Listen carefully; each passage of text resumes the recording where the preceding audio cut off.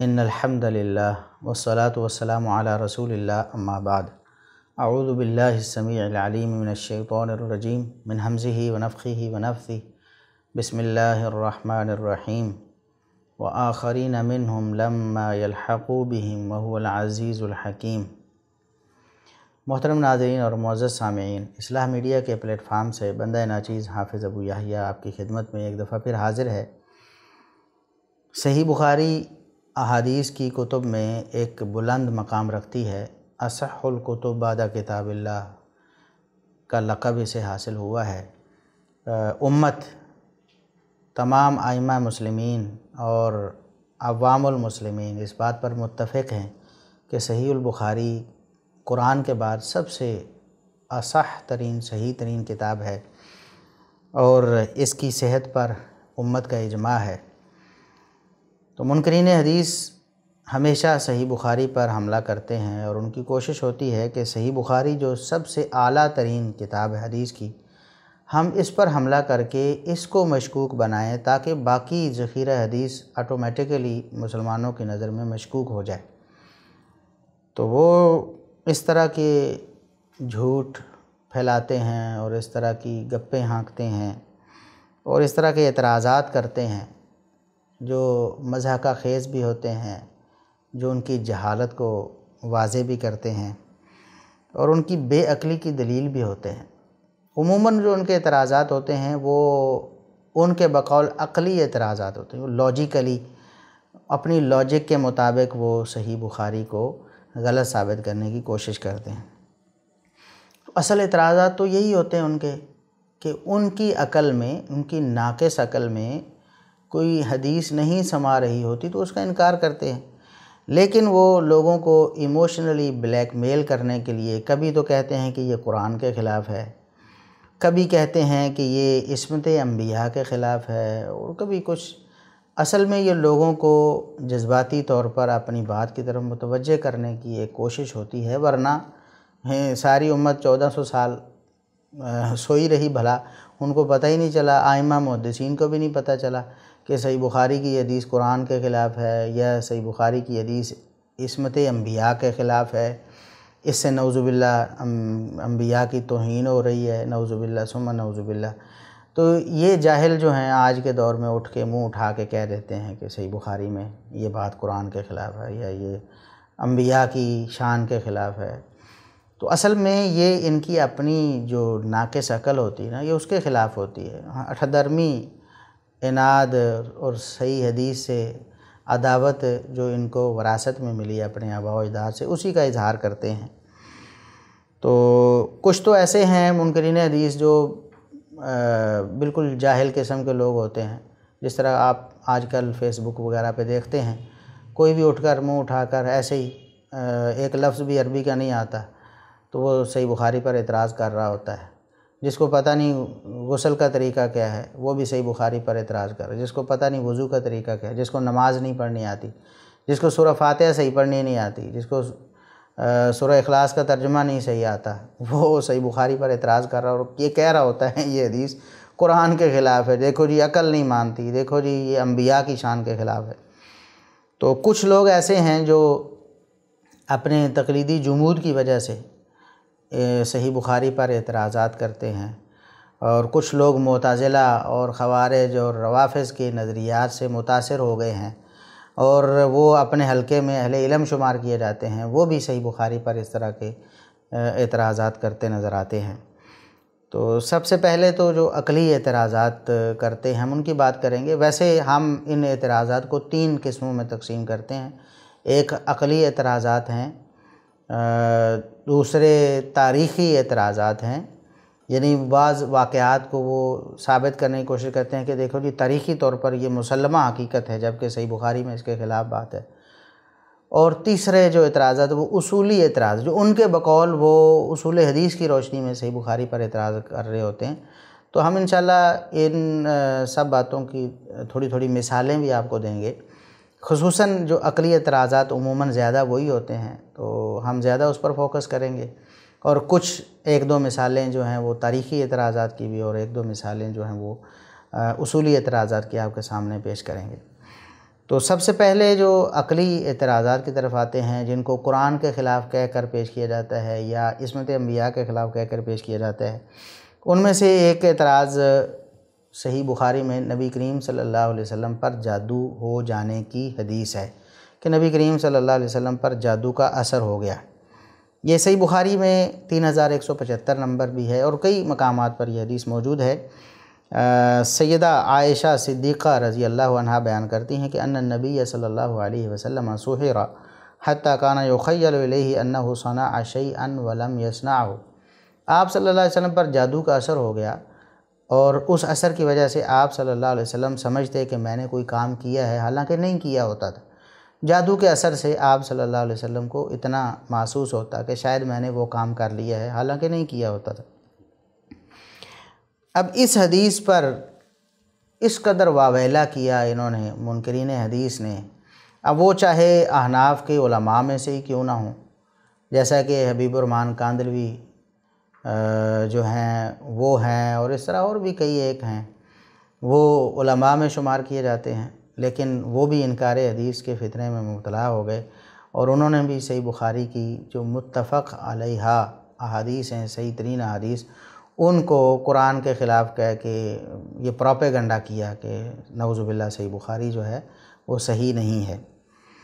اور اس حوالے سے قرآن کریم کی جو آیات پیش کرتے ہیں نا وہ، کہ مشرکین اور کفار نبی کریم صلی اللہ علیہ وسلم کو جادو زدہ کہتے تھے، تو تم نے تو گویا مشرکین اور کفار کی بات مان لی ہے اور ان کی بولی بول رہے ہو اور کہہ رہے ہو۔ یا امام بخاری رحمۃ اللہ علیہ نے قرآن ہی نہیں پڑھا ہوا تھا، قرآن تو کہتا ہے کہ کافر نبی کو جادو زدہ کہتے، سحر زدہ کہتے تھے، تو امام بخاری نے بھی نبی کریم صلی اللہ علیہ وسلم کو جادو زدہ اور سحر زدہ کہہ دیا۔ حالانکہ امام بخاری رحمۃ اللہ علیہ کا کیا قصور، انہوں نے تو باسند حدیث نقل کی ہے، آپ حدیث کے راویوں پر اعتراض کریں۔ اور پھر امام بخاری رحمۃ اللہ علیہ کی کیا بات ہے، امام بخاری رحمۃ اللہ علیہ سے پہلے ائمہ نے بھی یہ حدیثیں نقل کی ہوئی ہیں، امام بخاری کے اساتذہ امام ابن ابی شیبہ وغیرہ انہوں نے بھی یہ حدیث نقل کی ہوئی ہیں، اور ان کے بعد بھی محدثین نے نقل کی اپنی سندوں سے امام بخاری رحمۃ اللہ علیہ کے واسطے کے بغیر۔ تو پھر امام بخاری رحمۃ اللہ علیہ پر ہی اور صحیح بخاری پر ہی کیسا اعتراض ہے؟ اور جہاں تک قرآن کریم کے خلاف اس کو کہنے کا تعلق ہے، تو پہلے ہی میں یہ شروع میں عرض کر دوں کہ قرآن کریم کبھی بھی ایسا نہیں ہو سکتا کہ نبی کریم صلی اللہ علیہ وسلم قرآن کریم کے خلاف بات کہیں۔ آپ صلی اللہ علیہ وسلم کی تو ڈیوٹی اور آپ کا فرض منصبی یہ ہے جو قرآن نے بیان کیا سورہ نحل میں، وَأَنزَلْنَا إِلَيْكَ الذِّكْرَ لِتُبَيِّنَ لِلنَّاسِ مَا نُزِّلَ إِلَيْهِمْ وَلَعَلَّهُمْ يَتَفَكَّرُونَ۔ اے نبی، ہم نے قرآن آپ پر اس لیے نازل کیا کہ آپ اس کا لوگوں کو بیان کر دیں، کھول کھول کر بتا دیں لوگوں کو ان کی طرف اللہ کی کیا وحی نازل ہوئی ہے۔ یہ آپ صلی اللہ علیہ وسلم کا فرض منصبی تھا، اور آپ ان کو کھول کر بتائیں گے تاکہ وہ اس پر غور و فکر کر سکیں۔ تو قرآن پر تدبر اور تفکر اسی وقت ہو سکتا ہے جب نبی کریم صلی اللہ علیہ وسلم کا بیان ساتھ موجود ہو۔ تو بہرحال قرآن کریم میں جو کفار کی طرف یہ بات منسوب کی گئی اور کہا گیا کہ کفار نے یہ کہا کہ نبی کریم صلی اللہ علیہ وسلم مسحور ہیں یا سحر زدہ ہیں، جیسے سورہ الفرقان کی آیت نمبر 8 میں ہے، وَقَالَ الظَّالِمُونَ إِن تَتَّبِعُونَ إِلَّا رَجُلًا مَسْحُورًا۔ ظالموں نے یہ کہا، کفار نے، کہ تم ایک سحر زدہ شخص کی پیروی کرتے ہو۔ اسی طرح موسیٰ علیہ السلام کو فرعون نے کہا، إِنِّي لَأَظُنُّكَ يَا مُوسَىٰ مَسْحُورًا، سورہ اسراء کی آیت نمبر 101 میں، کہ میرا خیال ہے کہ اے موسیٰ آپ سحر زدہ ہو گئے، آپ پر جادو کا اثر ہو گیا ہے۔ تو یہ جو الزام تھا کفار کی طرف سے، اس کو سمجھنا ہے کہ یہ کیوں تھا۔ نبی کریم صلی اللہ علیہ وسلم کو کفار کیوں جادو زدہ کہتے تھے؟ وہ اصل میں قرآن کریم کو جادو کہتے تھے کہ یہ قرآن کریم جو ہے وہ جادو ہے، اور اس کے اثر میں نبی کریم صلی اللہ علیہ وسلم آ گئے ہیں۔ وہ قرآن کریم کو جادو کہتے تھے۔ قرآن کریم کی آیات جب نبی کریم صلی اللہ علیہ وسلم پڑھتے تھے، پہلے آپ پر وحی آتی تھی نا، جب آپ پر وحی آتی تھی ایک خاص کیفیت طاری ہوتی تھی، جیسا کہ صحیح بخاری اور دیگر کتب احادیث میں تفصیل کے ساتھ مذکور ہے کہ آپ صلی اللہ علیہ وسلم پر جب وحی آتی تو آپ صلی اللہ علیہ وسلم ایک تو دنیا و ما فیہا سے بالکل لا تعلق ہو جاتے تھے، آپ کو ادھر ادھر کی خبر نہیں رہتی تھی، اب بالکل منہمک ہو جاتے تھے وحی میں۔ دوسرا، آپ صلی اللہ علیہ وسلم پر وحی جو ہے وہ کافی گراں بھی گزرتی تھی، وحی کا نزول، کہ آپ صلی اللہ علیہ وسلم سخت سردی میں بھی پسینے میں شرابور ہو جایا کرتے تھے۔ تو یہ کچھ معاملات ایسے تھے جو عام لوگ کفار اس کو مذاق بناتے تھے کہ یہ جادو ہے، یہ دورہ نعوذ باللہ، جس طرح آج کل کوئی بندہ کہہ دے کہ دورہ پڑتا ہے، تو وہ اصل میں اس کو جادو کہتے تھے، یعنی نزول وحی کو، قرآن کے نزول کو وہ جادو سے تعبیر کرتے تھے۔ کفار تو یہ کہتے تو آپ کافروں کی وجہ سے کیا قرآن کے بھی منکر ہو جائیں گے، وحی کے منکر ہو جائیں گے؟ اور نبی کریم صلی اللہ علیہ وسلم جب وحی نازل ہوتی تو اس کو تیز تیز پڑھتے تھے۔ یہ تو قرآن کریم میں بھی اللہ رب العزت نے بیان کیا ہے سورہ قیامہ میں، لا تحرک بہ لسانک لتعجل بہ۔ آپ جلدی جلدی قرآن کریم کو پڑھتے ہیں تو آپ تصور کریں جب آپ پر وحی نازل ہو رہی ہے اور آپ سخت مشقت میں ہیں اور پسینے سے شرابور ہیں اور ارد گرد کی آپ کو کوئی خبر نہیں، اور آپ صلی اللہ علیہ وسلم جلدی جلدی اپنے ہونٹ ہلا رہے ہیں قرآن کریم کے ساتھ، تو جو کافر ہیں یا دشمن ہیں وہ کیا کہیں گے؟ وہ اس کو جادو سے تعبیر کرتے تھے کہ یہ تو آپ پر جادو کا اثر ہے اور اس وجہ سے یہ کلام لوگوں کو سناتے ہیں۔ تو اصل میں کافروں کا اعتراض یہ تھا۔ اب یہ مطلب نہیں ہے کہ کافر اگر کہیں کہ رسول بشر ہے تو آپ بھی رسول کے بشر ہونے سے انکاری ہو جائیں، اور کافر قرآن کو جادو کہیں تو آپ جادو کے ہی انکاری ہو جائیں۔ تو یہ تو گویا قرآن کریم کا انکار ہوا۔ کافر تو قرآن کریم کو جادو کہتے تھے نا، تو آپ پھر قرآن کریم کے منکر ہوئے نا اصل میں۔ تو بہرحال موسیٰ علیہ السلام کے بارے میں بھی اللہ نے فرمایا وَلَقَدْ آتَيْنَا مُوسَىٰ 9 آیات بینات، ہم نے موسیٰ علیہ السلام کو 9 واضح نشانیاں دی تھیں۔ اس کے بعد اللہ نے فرمایا کہ فرعون نے کہا کہ اے موسیٰ مجھے لگتا ہے کہ آپ جادو زدہ ہیں، یعنی ہمیشہ آیات بینات جو ہیں ان کی بنا پر انبیاء کو مسحور کہا گیا، سحر زدہ کہا گیا، جو کہ بالکل غلط بات تھی۔ رہا جو حقیقی جادو ہے، کیا اس کا اثر انبیاء پر ہو سکتا ہے کہ نہیں؟ تو اس بارے میں کہا گیا کہ یہ انبیاء کی عصمت کے خلاف ہے۔ انبیاء ایک تو قرآن کے خلاف کہا ان آیات کی وجہ سے، اور دوسرا عصمت انبیاء کے خلاف کہا کہ یہ عصمت انبیاء کے خلاف ہے۔ اگر انبیاء پر جادو ہو جائے تو پھر جادو کا مطلب یہ ہے کہ وہ پھر غلط ملط لوگوں کو بتاتے رہیں، حالانکہ ایسا کچھ بھی حدیث میں نہیں ہے کہ نبی کریم صلی اللہ علیہ وسلم نے کوئی آیت غلط بتا دی کسی کو جادو کے اثر کی وجہ سے، یا آپ صلی اللہ علیہ وسلم نے کوئی وحی غلط طور پر بیان کر دی ہو اس جادو کی وجہ سے، اور بعد میں پتہ چلا ہو کہ نہیں اوہو میں نے غلط بیان کر دی۔ یہ عصمت انبیاء ہے، اور اس میں انبیاء معصوم ہیں، ابلاغ وحی میں ان سے کوئی غلطی نہیں ہو سکتی۔ ویسے تو شیطان بھی حملہ کرتا تھا، لیکن انبیاء کو اللہ رب العزت نے سلامت رکھا ہوا تھا۔ اسی طرح جادو جو ہے یہ بھی جن اور شیاطین کی وجہ سے ہوتا ہے، تو اللہ رب العزت نے اپنے انبیاء کو عصمت دی وحی کے ابلاغ میں، وہ کبھی بھی ٹریپ نہیں ہوئے شیاطین کی وجہ سے یا جنوں کے عمل کی وجہ سے۔ باقی ایک بیماری کے طور پر جس طرح بخار ہو جاتا ہے، اس طرح اور بھی عوارض لاحق ہو سکتے تھے، انبیاء کو لاحق ہو جاتے تھے، درد بھی ان کو لاحق ہو جاتی تھی، زخم بھی لاحق ہو جاتے تھے، بخار بھی لاحق ہو جاتا تھا۔ تو اس طرح جادو کا یہ اثر، صرف اتنا اثر جو صحیح بخاری میں منقول ہوا ہے کہ آپ پر جادو کا اتنا اثر ہوا کہ کچھ کام آپ نے نہیں کیے ہوتے تو آپ سمجھتے کہ شاید میں نے کیے۔ اچھا، اب صحیح بخاری میں جو الفاظ ہیں حتیٰ کان یخیل الیہ انہ صنع شیئا ولم یصنعہ، یخیل الیہ، جادو کا اثر ہوا تو آپ صلی اللہ علیہ وسلم کو یہ خیال آتا تھا کہ میں نے یہ کام کیا ہے، حالانکہ نہیں کیا ہوتا۔ تو یخیل الیہ یہ الفاظ ہیں نا صحیح بخاری کے، جن کی بنا پر صحیح بخاری کو قرآن کے خلاف کہا جاتا ہے۔ تو ہم آپ کو یہ بار بار بتاتے رہیں گے کہ صحیح بخاری پر اعتراض قرآن پر اعتراض، حدیث کا انکار قرآن کا انکار ہے۔ اب ہم قرآن کریم سے پوچھتے ہیں کہ کیا انبیاء پر جادو کا اثر ہو سکتا ہے کہ نہیں؟ تو قرآن کریم تو واشگاف الفاظ میں کہتا ہے۔ موسیٰ علیہ السلام کا واقعہ سورہ طٰہٰ میں بیان ہوا اور دیگر کئی مقامات پر۔ تو سورہ طٰہٰ کے الفاظ جو ہیں آیت نمبر 65 اور 66 کے آپ کے سامنے ذکر کریں گے۔ قالوا یا موسیٰ اما ان تلقی و اما ان نکون اول من القیٰ، جادوگروں نے کہا کہ موسیٰ آپ پہلے اپنے جو ہے چیزیں ڈالیں گے میدان میں یا ہم ڈالیں؟ پہلے جو مقابلے کا آغاز کس طرف سے ہوگا، پہلی باری کس کی ہوگی؟ قال بل القوا، موسیٰ علیہ السلام نے کہا تم جو کرنا چاہتے ہو کرو، تم اپنا جو دکھانا چاہتے ہو دکھاؤ۔ فَإِذَا حِبَالُهُمْ وَعِصِيُّهُمْ يُخَيَّلُ إِلَيْهِ مِنْ سِحْرِهِمْ أَنَّهَا تَسْعَىٰ، تو اچانک کیا ہوا، موسیٰ علیہ السلام کو یہ خیال گزرا، یخیل الیہ، یہی الفاظ صحیح بخاری میں ہیں۔ کتنی مزے کی بات ہے، انکار حدیث انکار قرآن ہے، بخاری پر اعتراض قرآن پر اعتراض ہے، صحیح بخاری پر اعتراض قرآن پر اعتراض ہے۔ یہ آپ دیکھ لیں، ثابت ہو رہا ہے کہ یخیل الیہ من سحرہم، قرآن کہتا ہے موسیٰ علیہ السلام کو ان کے جادو کی وجہ سے یہ خیال گزر رہا تھا کہ شاید یہ بھاگتے ہوئے سانپ ہیں، حقیقت میں وہ سانپ نہیں تھے، وہ رسیاں تھیں۔ موسیٰ علیہ السلام کو کیا خیال آیا؟ ان کے جادو کی وجہ سے، یہ الفاظ دیکھیں، یخیل الیہ من سحرہم، ان کے جادو کی وجہ سے موسیٰ علیہ السلام کو یہ خیال گزرا کہ شاید یہ سانپ ہیں۔ اور اگلی آیات اگر پڑھیں تو موسیٰ علیہ السلام فَأَوْجَسَ فِي نَفْسِهِ خِیفَةَ موسیٰ، موسیٰ علیہ السلام ڈر گئے تھے، موسیٰ علیہ السلام کو ڈر محسوس ہوا کہ یہ سانپ ہیں۔ تو اللہ رب العزت نے بتایا کہ آپ اپنا عصا ڈالیں، تو پھر عصا ڈالا تو وہ سب کو ہڑپ کر گیا، تو ان کا جادو جو ہے وہ ختم ہو گیا موسیٰ علیہ السلام کے اس عمل کی وجہ سے اللہ رب العزت کی طرف سے۔ تو موسیٰ علیہ السلام پر جادو کا اثر ہوا۔ قرآن کہتا ہے اگر یہ عصمت انبیاء کے خلاف ہے تو جاہلو،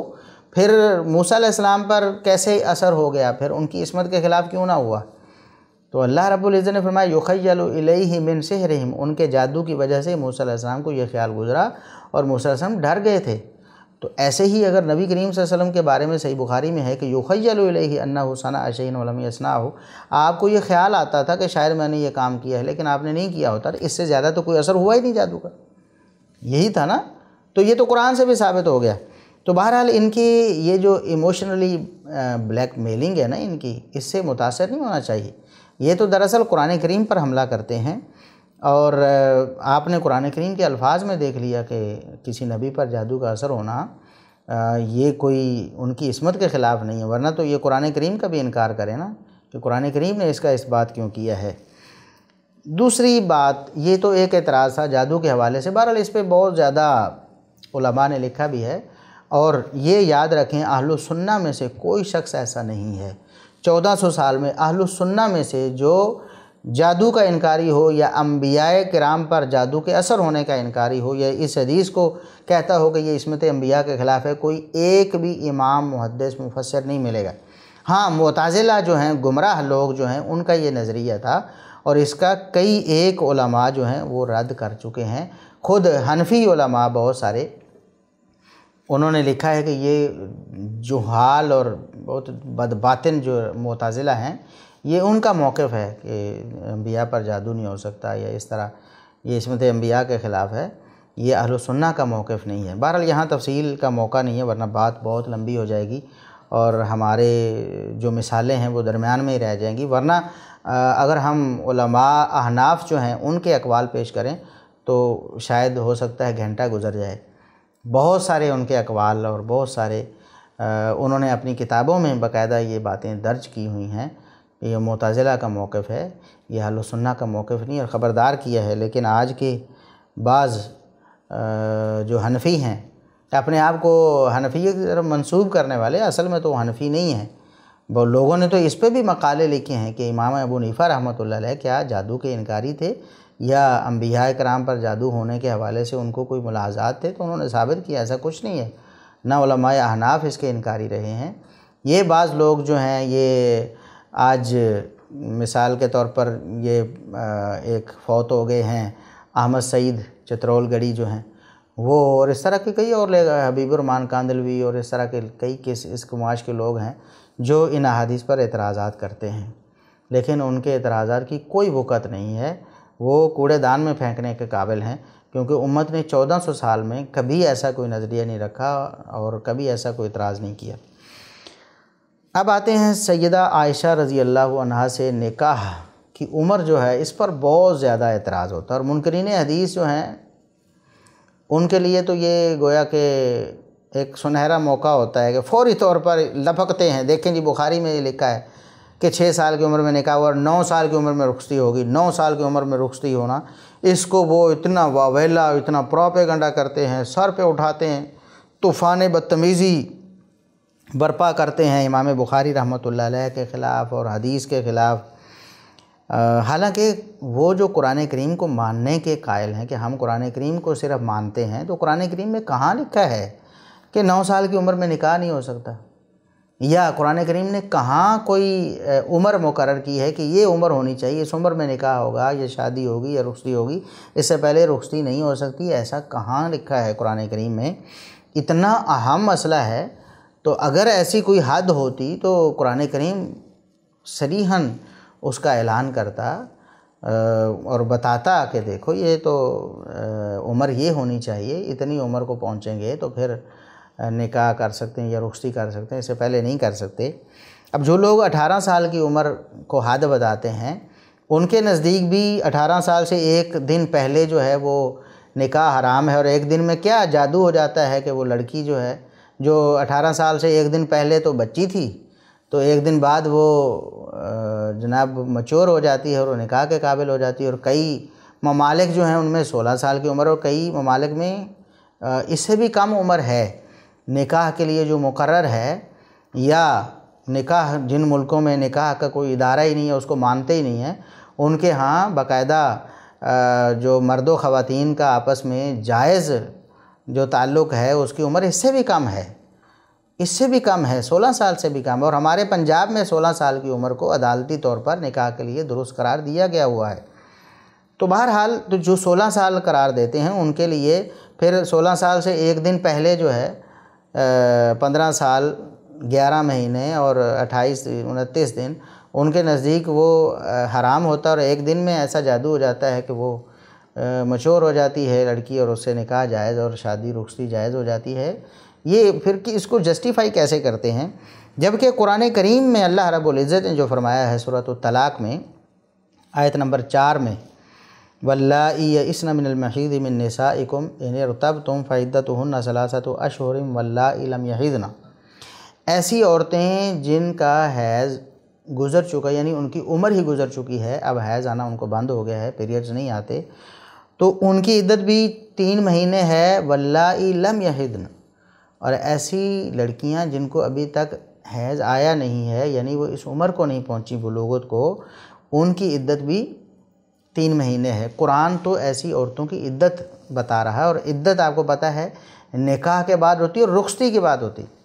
اگر صرف نکاح ہوا ہو اور بغیر رخصتی کے کسی عورت کو طلاق ہو جائے تو اس کی عدت نہیں ہوتی۔ قرآن یہ بتا رہا ہے کہ ایک عورت، ایک لڑکی جو ابھی بالغ بھی نہیں ہوئی ہے، جس کو پیریڈز بھی نہیں آئے ہیں، وہ اگر اس کا نکاح ہوتا ہے اور نکاح کے بعد رخصتی ہوتی ہے اور اس کو طلاق ہوتی ہے تو اس کی عدت جو ہے وہ 3 مہینے ہے۔ کتنی واضح آیت ہے۔ سائنس اور مشاہدہ بھی اس چیز کا اقرار کرتا ہے، سائنس قطعاً اس چیز کو ڈینائی نہیں کرتی، اور مشاہدہ ہمیں بتاتا ہے آن دی ریکارڈ ایسی لڑکیاں موجود ہیں جو 9 سال کی عمر میں مائیں بن چکی ہیں۔ ابھی آپ گوگل کریں کہ سب سے کم عمر جو ہے، ینگیسٹ مدر جو ہے وہ دنیا میں کون سی ہے، تو آپ کو بہت ساری ایسی مثالیں مل جائیں گی۔ 9 سال کی عمر میں ماں بن گئی تھی، تو جناب ماں بننے کا عمل ہے بلوغت کے بعد شروع ہوتا ہے۔ قرآن تو کہتا ہے بلوغت کو بھی شرط قرار نہیں دیتا قرآن، اور ویسے تو 9 سال کی عمر میں عورت ماں بن جاتی ہے، تو ماں کیسے بنے گی جب وہ بالغہ نہیں ہوگی؟ کیونکہ ماں بننے کا عمل جو ہے، بچے کا جو پیدائش کا عمل ہے اور حمل ہے، وہ جب تک عورت بالغ نہ ہو، لڑکی بالغہ نہ ہو، اس وقت شروع نہیں ہوتا۔ تو اس کا مطلب یہ ہے کہ 8 سال کی عمر میں وہ بلوغت کو پہنچی، تب پھر 9 مہینے بعد بچہ پیدا ہوا اور وہ 9 سال کی عمر میں ماں بنی۔ تو اس کا مطلب کیا ہے کہ مشاہدہ بھی یہ بات بتاتا ہے کہ عورت نکاح کے قابل اور ماں بننے کے قابل وہ 9 سال کی عمر سے پہلے بھی ہو سکتی ہے۔ تو اس لیے اسلام نے کوئی عمر مقرر نہیں کی، بلکہ اہلیت اور صلاحیت کو بنیاد بنایا ہے۔ اہلیت اور صلاحیت اگر 9 سال کی بچی میں پیدا ہو جاتی ہے، میچور ہے وہ عقلی طور پر بھی اور جسمانی طور پر بھی، تو اس کا نکاح کیا جائے، اس کی رخصتی ہو سکتی ہے۔ اور اگر وہ 18 سال میں بھی نہیں پیدا ہوتی، اہلیت اور صلاحیت، مثلا صحت ہی اتنی کمزور ہے کسی لڑکی کی، عقلی طور پر وہ بہت پسماندہ ہے، تو ایسی عورت کا نکاح کوئی بھی جائز نہیں کہے گا، کوئی بھی نہیں درست کہے گا اس کو، کیونکہ وہ اس قابل ہی نہیں ہوئی۔ اور سیدہ عائشہ صدیقہ رضی اللہ عنہا جن کے نکاح پر اعتراض کیا جاتا ہے، ان کو دیکھیں، وہ تو ایک یعنی عام خاتون نہیں ہے۔ ویسے تو اللہ رب العزت نے نبی کریم صلی اللہ علیہ وسلم کی ساری بیویوں کے بارے میں فرمایا لستن کاحد من النساء، آپ کا عام عورتوں سے کیا مقابلہ، عام عورتوں کی طرح تو آپ ہیں ہی نہیں۔ اور پھر سیدہ عائشہ رضی اللہ عنہا جو ان میں سے بھی ایک بلند مقام رکھتی ہیں، ازواج مطہرات میں سے بھی، اگر آپ ان کی زندگی کا مطالعہ کریں کہ نبی کریم صلی اللہ علیہ وسلم دنیا سے گئے ہیں، 18 سال عمر ہے ان کی ساری، تو 18 سال کی عمر میں وہ معلمہ کائنات ہیں، لوگ ان سے آ کر حدیثیں سنتے ہیں، ان سے مسائل سمجھتے ہیں اور قرآن کی تفسیر سیکھتے ہیں ان سے آ کے، تابعین صحابہ کرام اپنے مسائل ان کے پاس پیش کرتے ہیں اور ان سے مسئلہ پوچھنے کے لیے بھیجتے ہیں لوگوں کو کہ ان سے مسئلہ پوچھ کے آؤ۔ تو نبی کریم صلی اللہ علیہ وسلم کی تربیت یافتہ سیدہ عائشہ صدیقہ رضی اللہ عنہا معمولی خاتون نہیں تھیں، وہ فہم و فراست میں اور اپنی عقلی بالیدگی میں وہ 9 سال کی عمر میں بہت اعلیٰ پائے کی ایک مچور خاتون تھیں، اور پھر جسمانی طور پر بھی وہ مضبوط تھیں۔ عرب معاشرے میں اور ہمارے آج کل معاشرے میں دیکھیں، ہمارے ہاں آپ دیکھ لیں، یہ 14 سال کی لڑکیاں تو بھاگ کر شادیاں کر رہی ہیں۔ 14 سال کی لڑکی جو ہمارے معاشرے میں اس گئے گزرے ہمارے ناقص خوراکوں کے دور میں اور اس طرح، تو وہ عرب کا معاشرہ جہاں، اور آج سے 100 سال پیچھے چلے جائیں تو لوگ کتنے مضبوط ہوتے تھے، اور وہ عرب کا معاشرہ اور ان کا رہن سہن عربوں کا، اور پھر خاص افراد جو ہوتے ہیں اللہ رب العزت کی جن پر عنایت ہوتی ہے، بسا اوقات آپ دیکھتے ہیں ایک بچہ ہے، اس کے اندر قوت اور استعداد جو بہت زیادہ ہو جاتی ہے جسمانی طور پر، وہ جوانوں کو بھی کاٹ رہا ہوتا ہے۔ تو سیدہ عائشہ رضی اللہ عنہا ایک نارمل یا عام خاتون نہیں تھیں، وہ بہت اوپر تھیں فہم و فراست میں بھی اور عقلی بالیدگی میں بھی اور جسمانی صحت میں بھی۔ تو ان کی اگر رخصتی 9 سال کی عمر میں ہو گئی ہے تو اس پر طوفان کھڑا کرنے کی کیا ضرورت ہے؟ اور پھر کوئی اگر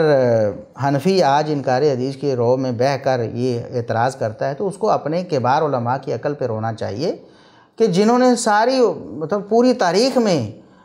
امام ابو حنیفہ رحمۃ اللہ علیہ سے لے کر آج تک جتنے بڑے بڑے کبار احناف علماء ہیں، اگر یہ نبی کریم صلی اللہ علیہ وسلم کی شان میں کوئی توہین کا پہلو اس سے نکلتا ہے یا یہ عصمت انبیاء کے خلاف ہے، یہ جو قرآن کے خلاف ہے،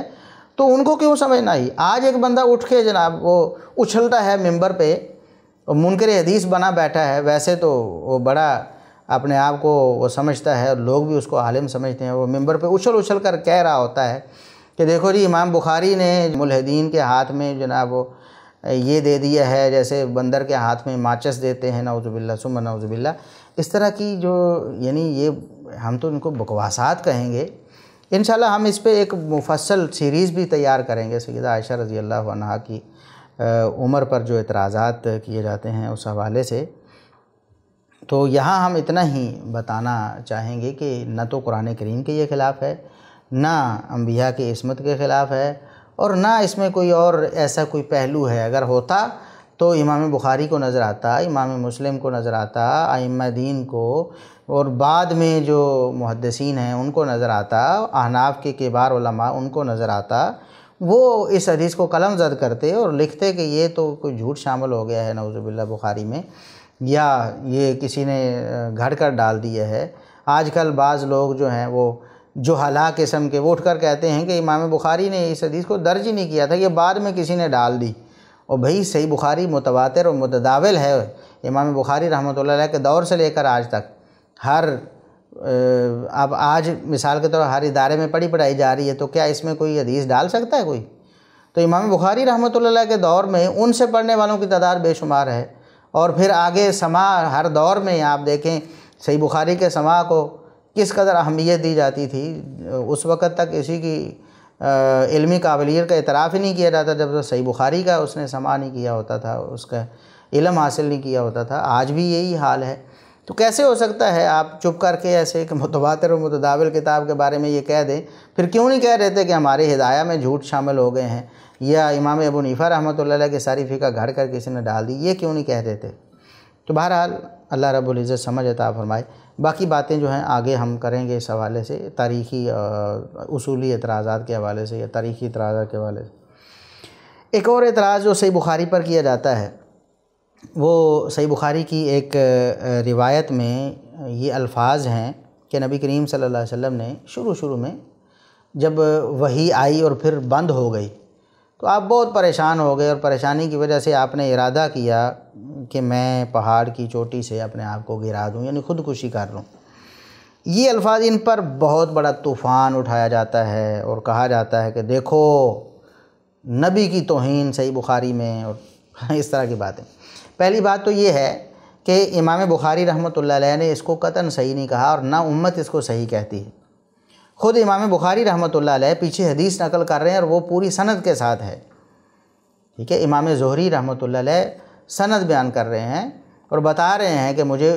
عروہ بن زبیر نے بتایا، اور انہوں نے سیدہ عائشہ رضی اللہ عنہا سے اس حدیث کو نقل کیا، اور وہ نبی کریم صلی اللہ علیہ وسلم سے بیان کر رہی ہیں۔ لیکن یہاں جب یہ الفاظ آئے تو امام بخاری رحمۃ اللہ علیہ نے خود بتایا کہ یہ الفاظ صحیح سند سے ثابت نہیں ہے، اس کی کوئی سند نہیں ہے۔ وہ فرماتے ہیں حتی حازن النبی صلی اللہ علیہ وسلم فیما بلغنا، امام زہری کا قول، ہمیں یہ بات پہنچی ہے کہ نبی کریم صلی اللہ علیہ وسلم شدت غم میں اس قدر پریشان ہوئے کہ غدا منہ مراراً کئی یتردى من رؤوس شواہق الجبال، کہ آپ صلی اللہ علیہ وسلم نے کئی دفعہ ارادہ کیا کہ میں پہاڑ کی چوٹی سے اپنے آپ کو گرا دوں۔ پہلی بات تو یہ ہے کہ نہ امام بخاری نے اس کو صحیح کہا، امام بخاری تو بتا رہے ہیں کہ اس کی سند نہیں ہے، یہ امام زہری کو کہیں سے پہنچی ہے، یہ کوئی پتہ نہیں کہاں کس نے پہنچائی ہے، تو اس کی تو سند ہی نہیں ہے۔ امام بخاری خود بتا رہے ہیں بھی بے سند بات ہے، امام زہری کے آگے اس کی کوئی سند نہیں ہے، امام بخاری بتا رہے ہیں۔ اور امت نے بھی یہ نہیں کہا کہ یہ صحیح ہے، امت جو کہتی ہے صحیح بخاری کا نام جو ہے الجامع المسند صحیح المختصر من امور رسول اللہ صلی اللہ علیہ وسلم وسننہ وایامہ، کہ یہ جامع کتاب ہے جو کہ صحیح بھی ہے، صحیح حدیث میں مشتمل ہے، مسند ہے یعنی باسند ہے، اور متصل سند کے ساتھ جو روایات ہیں ان کو صحیح کہا امام بخاری نے، اور اسی پر امت کا اجماع ہوا۔ اور اس بات کا ہم اظہار پہلے جو لیکچر تھا صحیح بخاری اور صحیح مسلم کے حوالے سے تعارف، اس میں بھی ہم کروا چکے ہیں کہ جو معلق روایات ہیں یا اس طرح بے سند روایات ہیں، بلاغات وغیرہ ہیں، وہ امام بخاری رحمۃ اللہ علیہ کے نزدیک نہ تو امام بخاری کے نزدیک صحیح ہیں اور نہ امت کا ان پر اتفاق ہے۔ وہ اگر ان کی کوئی صحیح سند دوسری جگہ ملتی ہے تو اس کو دیکھا جائے گا اور پرکھا جائے گا، صحیح سند ہے تو اس کو مانا جائے گا، صحیح سند نہیں تو اس کو چھوڑ دیا جائے گا۔ خود امام بخاری رحمۃ اللہ علیہ نے اس کو بلاغات میں شمار کیا ہے، اس کو مسند نہیں کہا، نہ اس کو صحیح کہا ہے۔ دوسری بات یہ ہے کہ اگر اس کو صحیح مان بھی لیا جائے تو کوئی پہاڑ نہیں گرتا بھائی۔ دیکھیں نبی کریم صلی اللہ علیہ وسلم کی نبوت کا بالکل آغاز ہے، اور آپ صلی اللہ علیہ وسلم کو کوئی احکامات اللہ رب العزت کی طرف سے زیادہ ملے ہی نہیں ہیں۔ پہلی بات یہ ہے کہ جو مکی دور میں جو آیات اور جو صورتیں نازل ہوئی ہیں ان میں قرآن کریم، اللہ رب العزت کی حقانیت، توحید، عقیدہ آخرت وغیرہ یہ چیزیں اس کا موضوع تھیں۔ احکامات جو ہیں وہ اس وقت نازل نہیں ہوتے تھے زیادہ تر۔ اور پھر یہ جو حدیث ہے، جس حدیث میں یہ ٹکڑا ہے، یہ حدیث بالکل ابتدا کی ہے، جب ایک دفعہ وحی آئی ہے نبی کریم صلی اللہ علیہ وسلم پر پھر رک گئی ہے، یہ اس دفعہ، اور اس میں بالکل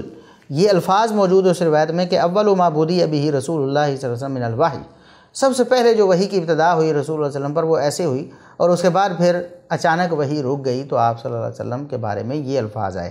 اگر یہ الفاظ ثابت بھی ہوں تو یہ بالکل ابتدا کے ہیں، اس وقت خودکشی کی حرمت کہاں تھی؟ یا تو آپ یہ ثابت کریں نا خودکشی کی حرمت نازل ہو چکی تھی اور حدیث میں ہے کہ رسول اللہ صلی اللہ علیہ وسلم نے خودکشی کا ارادہ کر لیا۔ کیا آپ صلی اللہ علیہ وسلم یہ نہ جانتے ہوئے کہ یہ حرام ہے تو کیا آپ ایسی کوئی تمنا نہیں کر سکتے تھے؟ سورہ تحریم کا مطالعہ کریں، جہاں واضح طور پر دو ٹوک الفاظ میں اللہ رب العزت نے فرمایا یا ایھا النبی لم تحرم ما احل اللہ لک، اے نبی آپ اس چیز کو کیوں حرام قرار دے رہے ہیں جو اللہ نے آپ کے لیے حلال قرار دی؟ شاہد تھا نا، آپ صلی اللہ علیہ وسلم نے اپنے اوپر اس کو حرام قرار دیا۔ اللہ نے فرمایا کہ اے نبی آپ کسی حلال چیز کو اپنے اوپر بھی حرام نہیں قرار دے سکتے۔ تو جب اللہ رب العزت یہ فرما سکتے ہیں اور نبی کریم صلی اللہ علیہ وسلم تمنا کر سکتے ہیں بلکہ اظہار کر سکتے ہیں کہ آج کے بعد شاید میرے اوپر حرام ہے، تو جو چیز ابھی تک جس کی حرمت نازل ہی نہیں ہوئی،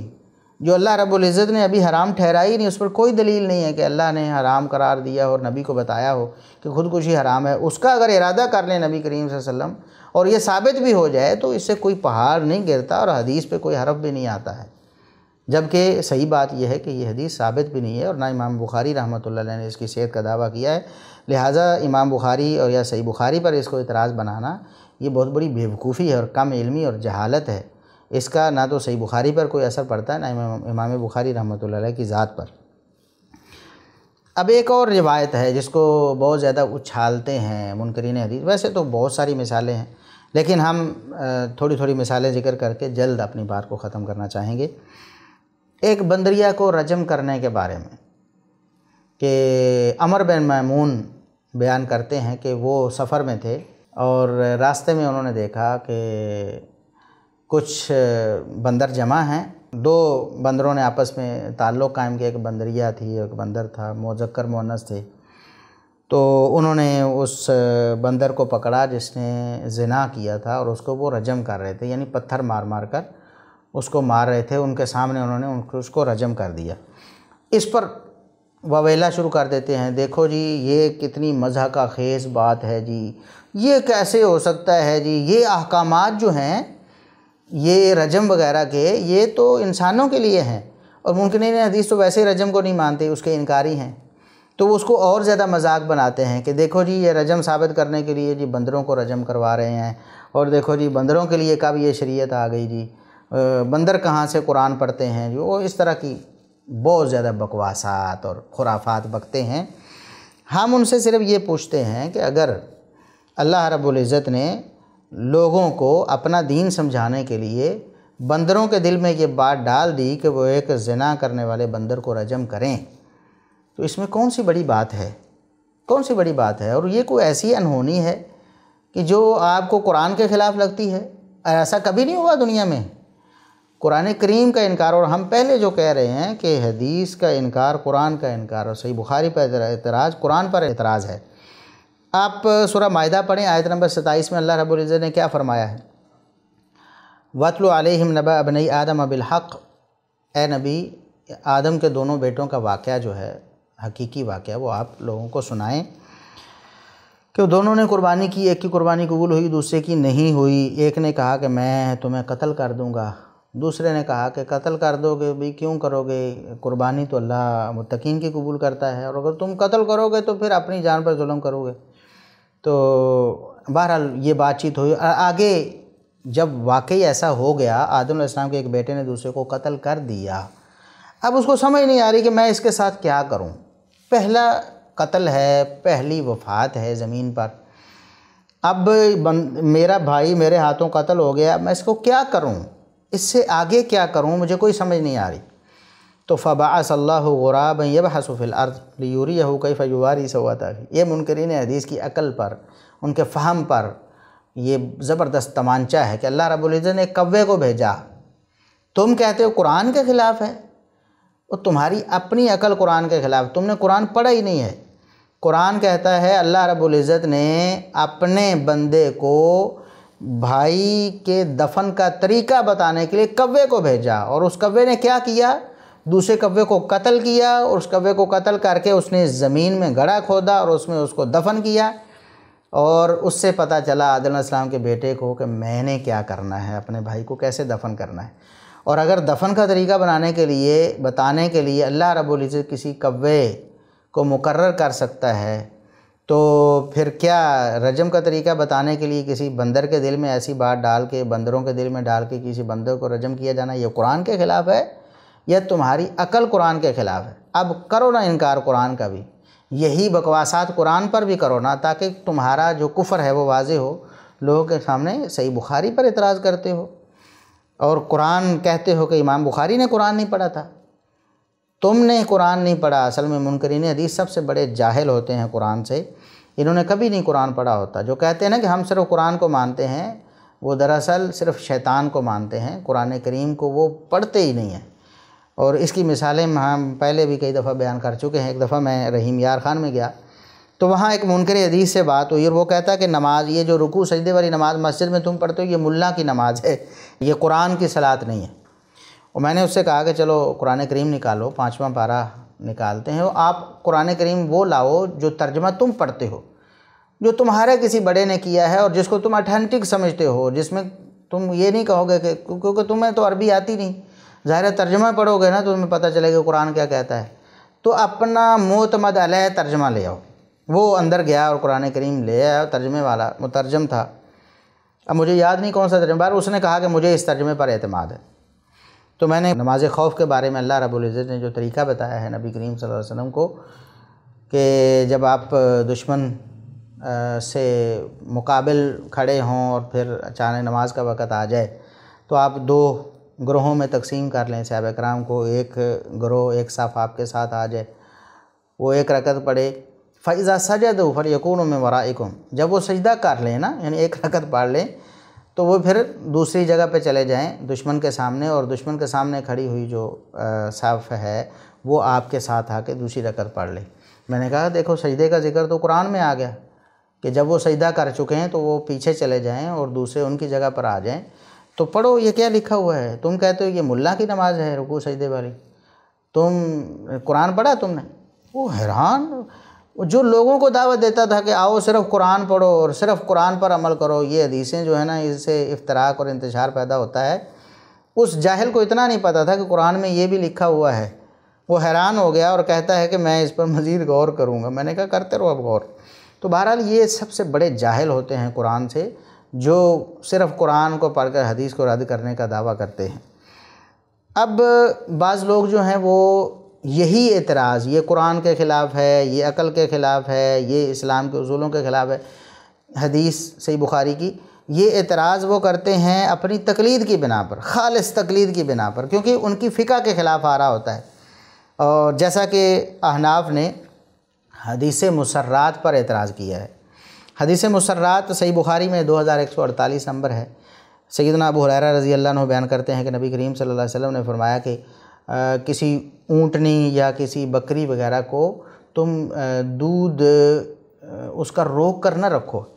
یعنی بیچنا ہوتا ہے تو لوگ کہتے ہیں کہ جی 2 دن اس کا دودھ نہیں نکالتے تو اس کے تھن بڑھے ہوئے ہوں گے، گاہک دیکھ کر بہت راضی ہوگا، اس سے کہیں گے کہ آپ دودھ نکال کے دیکھو جی کتنا دودھ دیتی ہے ایک ٹائم کا، وہ نکالے گا، وہ کہے گا ماشاءاللہ اس نے تو بالٹی بھر دی اور اتنا دودھ دے دیا ہے۔ اور جب وہ گھر لے کے جائے گا اور پتہ چلے گا کہ اس کا دودھ تو آدھا بھی نہیں ہے، کیونکہ وہ دودھ تو کئی وقتوں کا اور کئی دنوں کا روکا ہوا تھا نا۔ تو آپ نے فرمایا کہ یہ دھوکہ دہی نہ کرو، اور اگر کوئی دھوکہ کر دے ایسا اور کوئی شخص خرید لے ایسا جانور اور بعد میں اس کو پتہ چلے کہ یہ تو دھوکے سے دودھ روکا ہوا تھا اور اس کا اصل دودھ وہ کم ہے، تو اس کو اختیار ہے، چاہے تو رکھ لے کہ چلو دھوکہ جو اس نے دینا تھا دے دیا ہے، اب میں اس کے ساتھ گزارا کرتا ہوں، اور چاہے تو واپس کر دے اس کو، وہ پابند ہے جانوروں کو واپس رکھنے کا، اس کے ساتھ کھجوروں کا ایک سا اسے دے دے، کھجوروں کا ایک سا جو ہے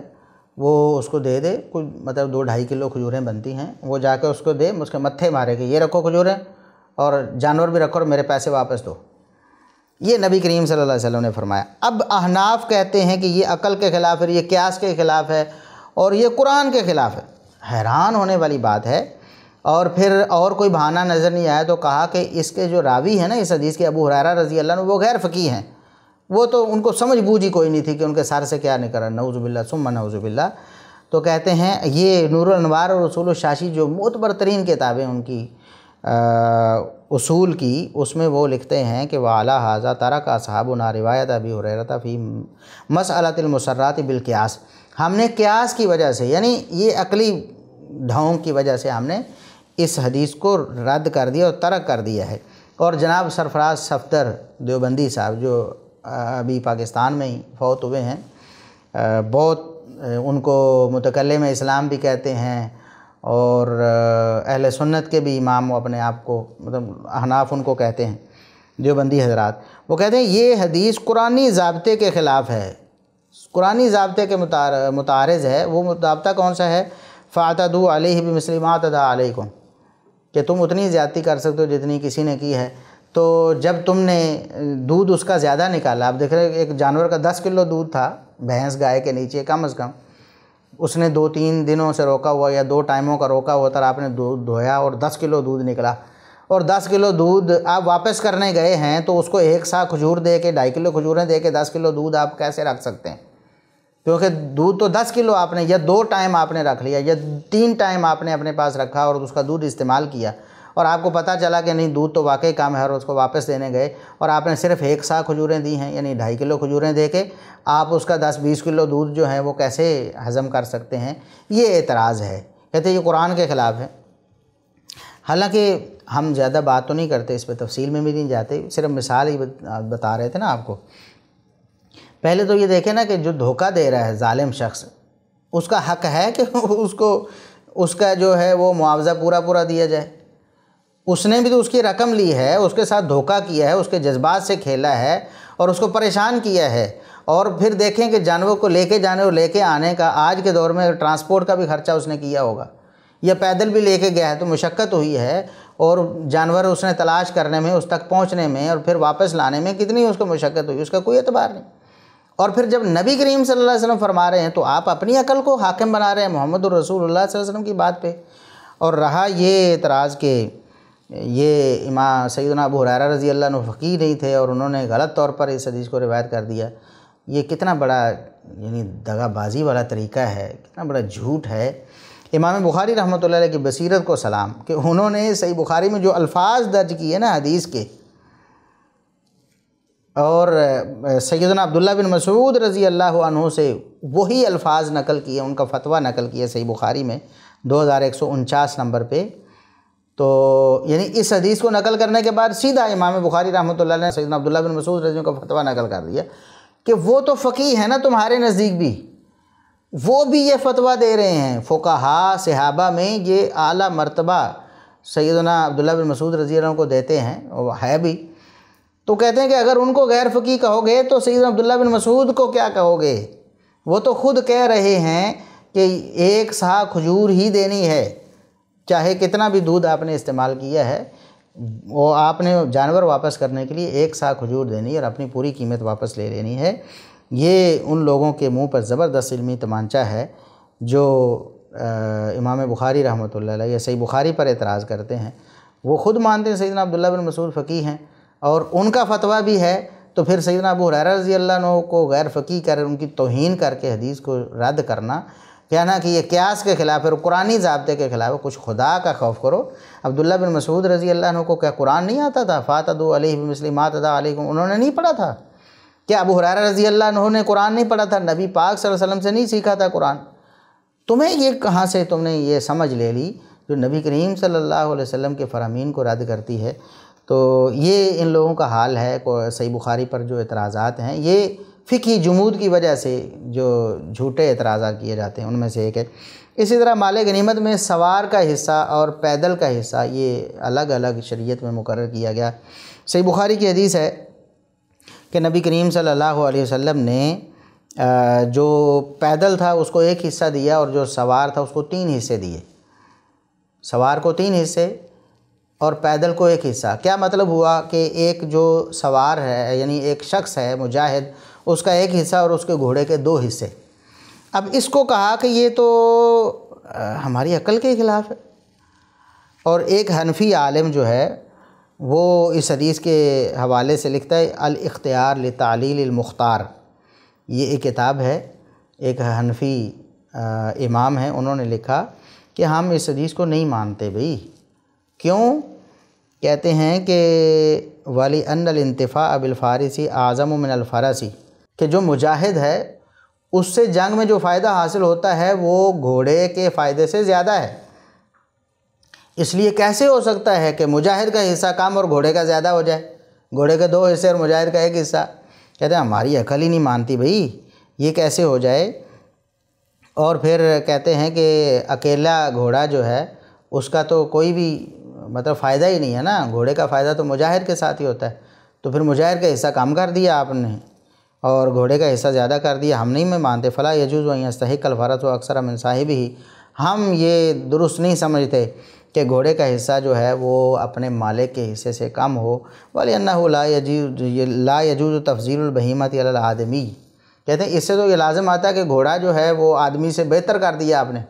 گھوڑے کو اچھا سمجھ لیا، آدمی سے بھی اس کو 2 حصے دے دیے۔ نعوذ باللہ ثم نعوذ باللہ۔ دیکھیں کتنی ان کی عقل ہے، نبی کریم صلی اللہ علیہ وسلم کے فرامین کو چیلنج کرتی ہے۔ اب ہم یہ سوال کرتے ہیں کہ ایک شخص آپ کے پاس کام کرتا ہے، وہ مشین سے کام کرتا ہے، اس کا کام ہو سکتا ہے 10 گنا زیادہ ہو ایسے شخص سے جو ہاتھ سے کام کر رہا ہے، تو آپ کیا کریں گے؟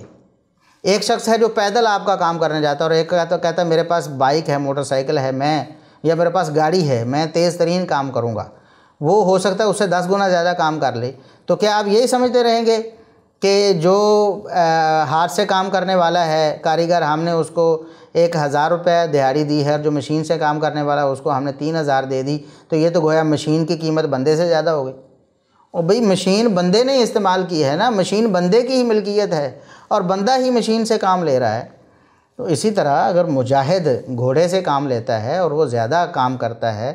اور شریعت نے اس کو زیادہ حق دے دیا ہے، تو گھوڑے کی کون سی اپنی ملکیت ہے؟ گھوڑے نے کوئی درہم و دینار چوا لینے ہیں؟ بھی گھوڑے کی اپنی ملکیت کوئی نہیں ہوتی، وہ تو خود آدمی کی ملکیت ہے، اور جو گھوڑے کو چیز ملے گی وہ اصل میں اس آدمی کو ہی مل رہی۔ تو گویا کہ مجاہد کو ہی حصے دیے گئے ہیں 3، نہ کہ گھوڑے کو مجاہد سے جو ہے نا وہ زیادہ اعلیٰ یا افضل قرار دیا گیا ہے۔ اور بعض لوگوں نے کہا کہ یہ حدیث کے الفاظ ان میں وہم ہو گیا ہے راوی کو۔ امام بخاری رحمۃ اللہ علیہ کی بصیرت دیکھیں، انہوں نے جو الفاظ ذکر کیے ہیں، اور آگے امام نافع جو ہیں عبداللہ بن عمر رضی اللہ عنہما کے شاگرد نافع، ان کا جو قول نقل کیا ہے وہ خود اس حدیث کی تشریح کرتے ہیں۔ فسرہ نافع فقال ان کان مع الرجل فرس فلہ ثلاثۃ اسہم، اگر بندے کے ساتھ گھوڑا ہے تو اس کے 3 حصے ہیں۔ فإن لم یکن لہ فرس فلہ سہم، اور اگر وہ پیدل ہے بغیر گھوڑے سواری کے ہے تو اس کو 1 حصہ ملے گا۔ ایک تیر سے 2 شکار کیے امام بخاری رحمۃ اللہ علیہ نے۔ ایک تو ان لوگوں کا رد کیا جو کہتے ہیں کہ حدیث میں وہم ہو گیا کسی راوی کو، کہ نافع جو ہیں وہ کھول کر بیان کرتے ہیں کہ 3 حصے ہیں، لہٰذا 2 حصوں کی بات جو کرتے ہیں کہ جی اصل میں 2 حصے تھے، وہ 3 کسی راوی نے غلطی سے کہہ لیا۔ تو نافع رحمۃ اللہ علیہ جو تابعی ہیں عبداللہ بن عمر کے شاگرد ہیں، وہ کہتے ہیں کہ مراد 3 حصے ہیں، 2 نہیں۔ ایک تو یہ ہو گیا، اور دوسرا امام نافع رحمۃ اللہ علیہ نے جو الفاظ یہاں بولے ہیں وہ کہتے ہیں کہ اگر بندے کے ساتھ گھوڑا ہے تو بندے کے 3 حصے ہیں، یعنی مجاہد کے 3 حصے ہیں۔ یہ سمجھنا کہ گھوڑے کو 2 حصے دے دیے اور مجاہد کو 1 حصہ دیا اور گھوڑے کو افضل کر دیا، یہ بھی امام نافع رحمۃ اللہ علیہ کے الفاظ امام بخاری رحمۃ اللہ علیہ نقل کر کے اس کا بھی رد کر دیا کہ عقل کے اندھو، یہ گھوڑے کے حصے اصل میں اسی مجاہد کے حصے ہیں۔ ایک مجاہد کو زیادہ جہاد میں حصہ ڈالنے کی وجہ سے 3 حصے دے دیے اور ایک کو 1 حصہ دے دیا کم حصہ ڈالنے کی وجہ سے، تو اس میں کون سا اعتراض آیا؟ اور پھر ان کی عقل دیکھیں، جو لوگ کہتے ہیں نا، ابھی پیچھے آپ نے سنا وہ کیا کہہ رہے تھے کہ گھوڑے کو آدمی سے افضل کر دیا، یعنی یہ گھوڑے اور آدمی کا مقابلہ کر رہے ہیں، حالانکہ یہ مقابلہ سرے سے تھا ہی نہیں، کیونکہ وہ حصہ مجاہد کا ہی تھا۔ لیکن انہوں نے چونکہ مقابلہ کیا تو ہم نے پوچھا آپ کے پاس کیا حل ہے بھئی؟ تو کہتے ہمارے پاس حل ہے۔ کیا حل ہے جی؟ بھی جو 1 حصہ مجاہد کو ملنا ہے تو 1 ہی گھوڑے کو ملے، تو جو سوار ہے اس کو 2 حصے ملے اور جو پیدل ہے اس کو 1 حصہ ملے۔ کیوں؟ گھوڑے اور آدمی کو برابر تم نے کر دیا، تمہاری ٹیڑھی عقل نے گھوڑے اور آدمی کو برابر کر دیا، کیونکہ تم ان کا مقابلہ سمجھ رہے تھے نا، تم سمجھ رہے تھے کہ یہ گھوڑا ہے اور گھوڑے کو آدمی سے افضل کیا جا رہا ہے 2 حصے دے کر، تو آپ نے کیا کیا؟ برابر۔ بھئی یہ عقل کی بات ہے، گھوڑے اور بندے کو برابر کرنا یہ عقل کی بات ہے۔ تو اصل میں صحیح بخاری پر اعتراض کرنے والا اصل میں اپنی عقل پر اعتراض کر رہا ہوتا ہے اور اپنی عقل سے ہاتھ دھو رہا ہوتا ہے۔ نبی کریم صلی اللہ علیہ وسلم کی جو احادیث ہیں ان میں ایسی کوئی بات نہیں ہے، ان پر ایسا کوئی اعتراض وارد نہیں ہوتا، صحیح بخاری پر بھی یہ اعتراض وارد نہیں ہوتا۔ تفصیل کا وقت نہیں ہے، ہم آگے چلتے ہیں۔ رفع الیدین کی احادیث پر امین اکاڑوی صاحب مناظر تھے دیوبند کے، انہوں نے جو باتیں کی ہیں وہ ناقابل بیان ہیں۔ اب مثال کے طور پر صحیح بخاری میں رفع الیدین کی احادیث، اب ان کو رد کرنے کے لیے لوگوں کو مناظرے میں یہ کہہ رہے ہیں کہ یہ موطا امام مالک میں یہ حدیث تھی نا تو وہ اس طرح تھی، اور صحیح بخاری میں اس طرح، اور الفاظ کیا بولے؟ کہتے ہیں یہ حدیث مدینے میں تھی تو ایسے تھی، بخارے میں جا کر ایسے ہو گئی۔ نعوذ باللہ ثم نعوذ باللہ، یعنی امام بخاری رحمۃ اللہ علیہ پر بھی اعتراض اور صحیح بخاری پر بھی اعتراض، اور کہہ رہے ہیں کہ اس میں حدیثیں بدل دی گئیں۔ نعوذ باللہ ثم نعوذ باللہ، یہ ان کے اعتراضات ہیں ایسے لوگوں کے صحیح بخاری پر۔ یہ منکرین حدیث سے پیچھے تو یہ لوگ بھی نہیں، ہم سب کی بات نہیں کر رہے۔ پھر میں عرض کرتا ہوں، بہت سے لوگ ہیں جو سنجیدہ ہیں، ایسی باتیں نہیں کرتے، لیکن بہت سے ایسے بھی ہیں جو فقہی تعصب میں جمود میں آ کر امام بخاری رحمۃ اللہ علیہ اور صحیح بخاری پر بالکل جھوٹا پروپیگنڈا کرتے ہیں۔ اب اگر اصولی اعتراضات کی بات کریں کہ اصول حدیث پر مبنی جو اعتراضات ہیں، پہلی بات تو یہ ہے کہ اگر اصول حدیث کی بنا پر صحیح بخاری کی حدیث پر کوئی اعتراض آتا ہوتا تو وہ تو محدثین کو پتہ ہوتا، فقہاء علماء کو پتہ ہوتا، وہ ان حدیث پر اعتراض کرتے اور ان کو رد کرتے کہ دیکھیں یہ حدیث فلاں راوی ضعیف ہے اور یہ حدیث صحیح نہیں ہے، فلاں سند میں انقطاع ہے اور یہ صحیح نہیں ہے، اس طرح کی بات وہ کرتے، ائمہ علل کرتے، امام مسلم جیسے جو شاگرد امام بخاری کے، وہ کہتے کہ یہ حدیث صحیح نہیں ہے فلاں۔ تو بہرحال یہ جو آج کل کے چیلے چامٹے ہیں بزرگوں کے، اپنے جو منکرین حدیث جو بزرگ ان کے گزرے ہیں، ان کی باتیں اگر ان کا کیا اعتبار ہے، جو بالکل جہلا ہیں، ناواقف ہیں، اس فن کے بندے ہی نہیں ہیں، تو ظاہر ہے وہ جھوٹ ہی بولیں گے نا۔ جب ان کو اصول حدیث آتے ہی نہیں تو ٹامک ٹوئیاں ماریں گے۔ اب مثال کے طور پر جادو والی حدیث ہے جو پیچھے ہم بات کر چکے ہیں، جادو والی، اس پر اصولی اعتراض بھی کرنے کی کوشش کی۔ یہ جناب حبیب الرحمن کاندھلوی صاحب وہ کہتے ہیں جی یہ ہشام بن عروہ نے یہ حدیث روایت کی، اور ہشام بن عروہ جب مدینے میں تھے تو ان کی عقل سلامت تھی، مدینے میں انہوں نے کبھی یہ روایت بیان نہیں کی، کیونکہ کوئی مدنی راوی شاگرد ان کا یہ حدیث بیان نہیں کرتا۔ جب یہ عراق میں چلے گئے تھے تو یہ سٹھیا گئے تھے، نعوذ باللہ، یعنی ان کا دماغ کام کرنا چھوڑ گیا تھا، تو وہاں پھر یہ اس طرح کی غلط ملت حدیث بیان کرتے تھے، تو وہاں سے پھر عراقی لوگوں نے ان سے یہ حدیث نقل کی۔ اب دیکھیں یہ لوگ کتنے جہلا، کتنے بھی بڑے علماء شمار کیے جاتے ہوں تو حقیقت میں بدترین جہالت پہ یہ مبنی باتیں کرتے ہیں اور بدترین جہالت کا شکار ہوتے ہیں۔ اب یہ دیکھیں صحیح بخاری میں ہی، صحیح بخاری میں 6391 نمبر پہ انس بن ایاز المدنی جو ہے، یہ ہشام بن عروہ کے شاگرد ہیں، یہ مدنی ہیں، تو یہی روایت بیان کرتے ہیں، یعنی کہ اتنا بڑا امام ہے منکرین حدیث کا، اپنے آپ کو جناب فقیہ اور مجتہد پتہ نہیں کیا سمجھتا ہے حبیب الرحمن کاندھلوی صاحب، لیکن کتنا بڑا جھوٹ بول دیا اور کتنی بڑی جہالت سے کام لیا، اور کہا کہ کسی مدنی شاگرد نے یہ حدیث بیان نہیں کی، حالانکہ یہ حدیث صحیح بخاری میں ہی موجود ہے۔ لہٰذا یہ اعتراض بالکل ہباء منصورہ ہو گیا، اس کی کوئی حیثیت نہیں۔ اسی طرح عمر عائشہ والی حدیث میں بھی اعتراض منکرین حدیث کرتے ہیں، وہ ہشام بن عروہ رحمۃ اللہ علیہ پر اعتراض کرتے ہیں، کہتے ہیں کہ ہشام بن عروہ کے علاوہ یہ حدیث کسی نے بیان نہیں کی۔ کہتے ہیں کہ سیدہ عائشہ رضی اللہ عنہا سے صرف ہشام بن عروہ نے یہ حدیث بیان کرنی تھی، یعنی انہوں نے اپنے والد عروہ سے اور انہوں نے اپنی خالہ سیدہ عائشہ سے بیان کیا، اور کسی نے کیوں نہ بیان کیا؟ یہ اعتراض، حالانکہ یہ اعتراض ویلڈ نہیں ہے، اصول حدیث میں ایسا کوئی مسئلہ نہیں ہے۔ انما الاعمال بالنیات صرف عمر بن خطاب رضی اللہ عنہ نے نبی کریم صلی اللہ علیہ وسلم سے بیان کی، کوئی یہ اعتراض نہیں کرتا کہ عمر بن خطاب کے علاوہ باقی کہاں تھے۔ عمر بن خطاب سے ان کے شاگرد جو ہیں وہ ایک ہی ہیں بیان کرنے میں، علقمہ بن وقاص اللیثی، کوئی محدث اور کوئی بھی فقیہ یہ اعتراض نہیں کرتا کہ عمر بن خطاب رضی اللہ عنہ نے ممبر پر یہ حدیث بیان کی، جیسا کہ حدیث میں ہے، روایت میں الفاظ ہیں ممبر پر وہ بیان کر رہے تھے، تو کیا عمر بن خطاب رضی اللہ عنہ کو ممبر پر سننے والا صرف علقمہ ہی تھا اور کوئی نہیں تھا؟ کسی نے کوئی اعتراض اور بنتا بھی نہیں۔ بھئی جب علقمہ سچے ہیں اور انہوں نے عمر بن خطاب سے بیان کیا ہے، اور عمر بن خطاب سچے ہیں اور انہوں نے نبی کریم صلی اللہ علیہ وسلم بیان سے کیا، تو آپ کو کیا اعتراض؟ اسی طرح علقمہ بن وقاص سے بیان کرنے والے پھر ایک ہیں، اور پھر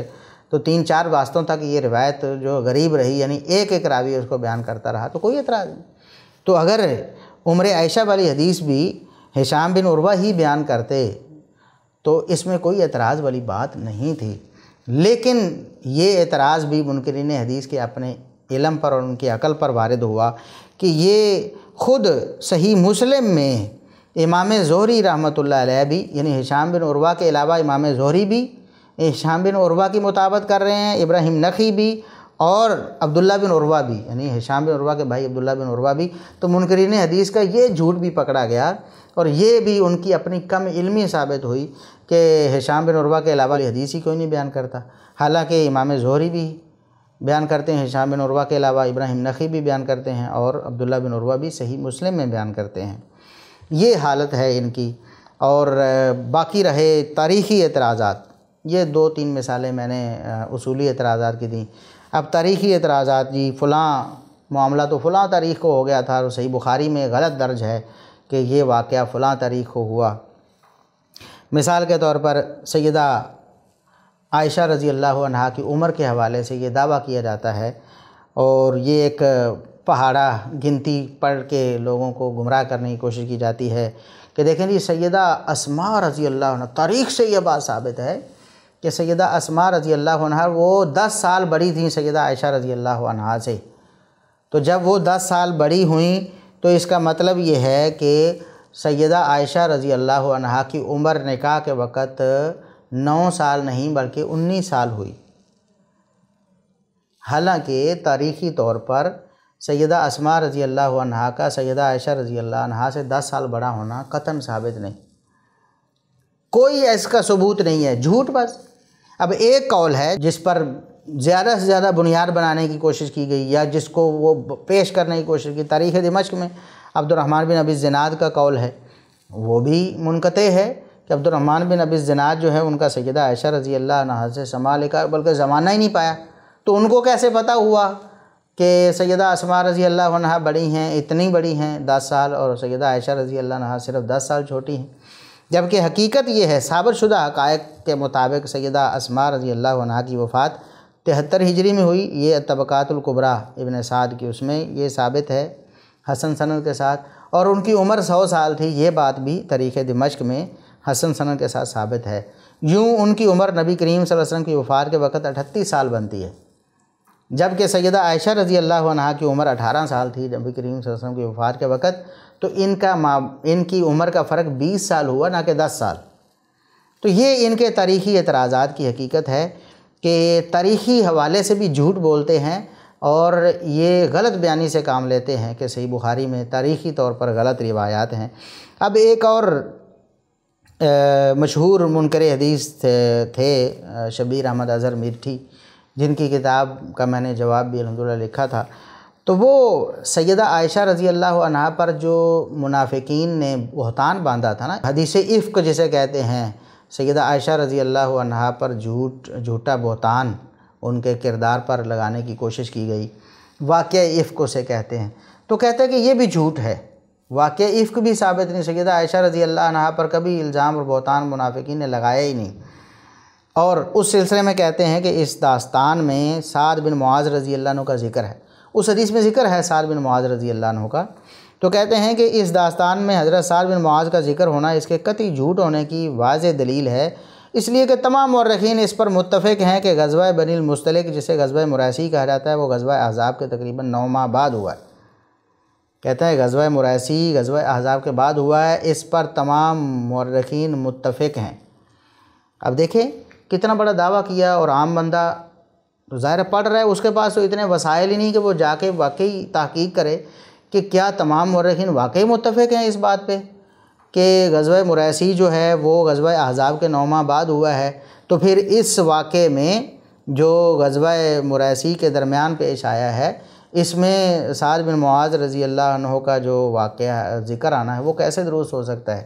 اب دعویٰ یہ ہے کہ تمام مورخین متفق ہیں کہ غزوہ مریسی جو ہے وہ غزوہ احزاب کے 9 ماہ بعد ہوا ہے، جبکہ اس کی حقیقت کیا ہے؟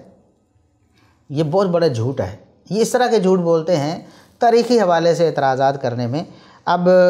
یہ امام موسیٰ بن عقبہ رحمۃ اللہ علیہ 141 ہجری میں فوت ہوئے ہیں، یعنی دوسری صدی ہجری کے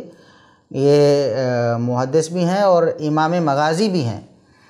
جس طرح محمد بن اسحاق ہیں اور یا دیگر ہیں، ابن ہشام ہیں۔ مغازی یعنی سیر کے حوالے سے اور غزوات کے حوالے سے مہارت رکھنے والے یہ موسیٰ بن عقبہ وہ ہیں، اور امام بخاری رحمۃ اللہ علیہ بھی ان سے روایات یا ان کے اقوال نقل کرتے ہیں۔ تو امام موسیٰ بن عقبہ جو ہیں وہ کہتے ہیں غزوہ بنی المصطلق غزوہ احزاب سے پہلے ہوا ہے۔ اب یہ جو اتفاق کا دعویٰ کیا تھا نا، اس کی حقیقت سمجھیں، اور یہ جو ہے حافظ بن حجر رحمۃ اللہ علیہ نے تغلیق التعلیق میں حسن سند کے ساتھ یہ قول نقل کیا امام موسیٰ بن عقبہ کا۔ اسی طرح امام محمد بن مسلم بن شہاب زہری، امام زہری رحمۃ اللہ علیہ جو 125 ہجری میں فوت ہوئے ہیں، بہت بڑے بلند پایہ محدث ہیں، وہ فرماتے ہیں کہ نبی کریم صلی اللہ علیہ وسلم نے شعبان 5 ہجری میں یہ غزوہ بنو المصطلق کیا ہے، یعنی وہ بھی غزوہ احزاب کے بعد کا نہیں کہہ رہے بلکہ پہلے کا کہہ رہے ہیں۔ اسی طرح یہ جو ہے سنن کبریٰ بہقی میں صحیح حسن سند کے ساتھ مروی ہے۔ اسی طرح مغازی کے ایک ماہر امام ہیں ابو معشر المدنی جو 170 ہجری میں پیدا ہوئے، انہوں نے بھی غزوہ بنی المصطلق کو پہلے اور غزوہ احزاب کو بعد میں ذکر کیا، یعنی انہوں نے بھی کہا کہ غزوہ مریسی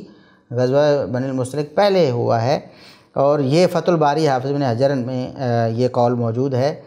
اسی طرح امام اسماعیل بن اسحاق القاضی رحمۃ اللہ علیہ جو 282 ہجری میں فوت ہوئے ہیں، وہ بھی کہتے ہیں کہ اس میں علماء نے اگرچہ اختلاف کیا ہے لیکن درست بات یہ ہے کہ غزوہ مریسی غزوہ خندق سے پہلے کا ہے، غزوہ احزاب سے پہلے کا ہے، اور اس میں اس حوالے سے کوئی اشکال باقی نہیں رہتا۔ اور یہ شرح مسلم نووی میں یہ قول موجود ہے، اور ابن قیم رحمۃ اللہ علیہ کی زاد المعاد میں اور فتح الباری میں یہ قول آپ کو مل جائے گا۔ علامہ ابن قیم رحمۃ اللہ علیہ نے بھی غزوہ مریسی کو پہلے اور غزوہ احزاب کو بعد میں ذکر کیا۔ مورخ اسلام علامہ ذہبی رحمۃ اللہ علیہ نے اپنی مشہور زمانہ کتاب تاریخ اسلام جو ہے ہی اسلام کی تاریخ پہ، اس میں انہوں نے غزوہ مریسی کو پہلے اور غزوہ احزاب کو بعد میں ذکر کیا کہ غزوہ مریسی پہلے ہوا ہے۔ حافظ ابن حجر رحمۃ اللہ علیہ فرماتے ہیں فتح الباری میں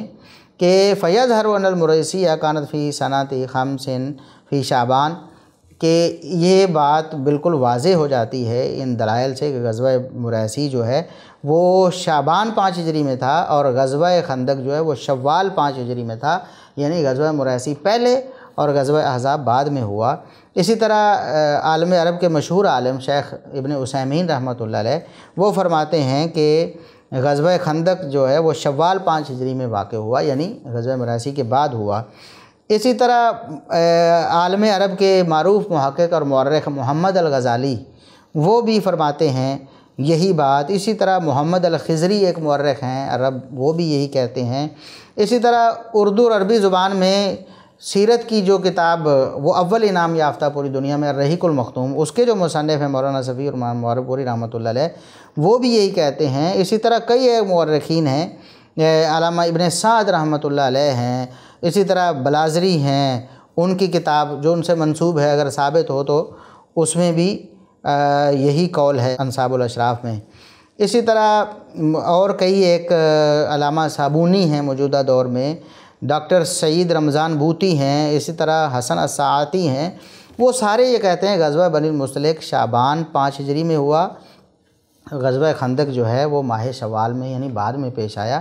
تو اب دیکھیں کتنا بڑا جھوٹ ہے، کہتے ہیں کہ تمام مورخین اس پر متفق ہیں کہ غزوہ مریسی جو ہے وہ بعد میں پیش آئے غزوہ احزاب سے۔ کتنا بڑا جھوٹ ہے، جبکہ حقیقت کیا ہے وہ ہم نے آپ کے سامنے رکھی۔ تو تاریخی حوالے سے بھی جو صحیح بخاری پر اعتراض کرتا ہے اصل میں اپنی جہالت کی وجہ سے یا جھوٹ بول کر ہٹ درمی کی بنا پر ایسا کرتا ہے۔ تو صحیح بخاری اللہ کے فضل و کرم سے ہمیشہ سے بالکل بے غبار رہی ہے، اور آج بھی بے غبار اور قیامت تک بے غبار رہے گی۔ اس پر جو اعتراضات کرنے والے ہیں، وہ چاہے منکرین حدیث ہوں، وہ چاہے مقلدین ہوں، وہ چاہے کسی بھی طبقے معتزلہ سے تعلق رکھتے ہوں، کوئی بھی گمراہ فرقے سے تعلق رکھنے والے، وہ اصل میں خود کم علم ہیں، کم فہم ہیں، یا پھر وہ دشمن ہیں، اپنا عناد اور اپنا بغض ظاہر کرتے ہیں امام بخاری رحمۃ اللہ علیہ سے، جبکہ صحیح بخاری پر جو اعتراضات ہیں ان کی کوئی علمی حیثیت اور وقت نہیں ہے۔ اللہ تعالیٰ سے دعا ہے کہ اللہ رب العزت ہمیں محدثین کی جو محنتیں ہیں اور کاوشیں ہیں ان سے بھرپور فائدہ اٹھانے کی توفیق عطا فرمائے، اور ہر قسم کی گمراہی سے اللہ رب العزت، انکار حدیث سے بھی اللہ رب العزت ہمیں محفوظ رکھے۔ وآخر دعوانا الحمد للہ رب العالمین۔